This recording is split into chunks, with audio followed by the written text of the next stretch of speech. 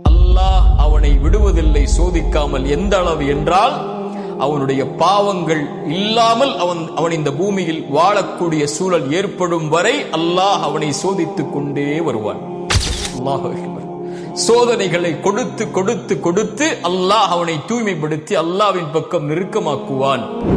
இன்னும் புரிவதற்காக சொல்லுகிறேன், இறை நம்பிக்கை கொண்டவர்களுக்கு சோதனை 3 காரணங்களுக்காக கொடுக்கப்படுகிறது.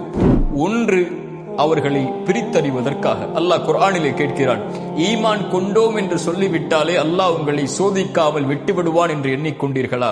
உங்களுக்கு முன்னுள்ளவர்களையும் அல்லாஹ் சோதித்திருக்கிறான், உங்களையும் சோதிப்பான். உங்களில் யார் உண்மையாளர்கள், உங்களில் யார் பொய்யர்கள் என்று அல்லாஹ் பிரித்தறிவதற்காக. நன்றியோடு இருக்கிறாயா, நன்றி மறந்து வாழ்கிறாயா? அல்லாஹ்வை பொருந்திக் கொள்கிறாயா, அல்லாஹ்விற்கு மாறுபட்டு வெறுத்து செல்கிறாயா என்ற பிரித்தறிதலை அறிவதற்காக அல்லாஹ் அந்த சோதனையை இறை நம்பிக்கை கொண்டவர்களுக்கு கொடுத்து சோதிப்பான்.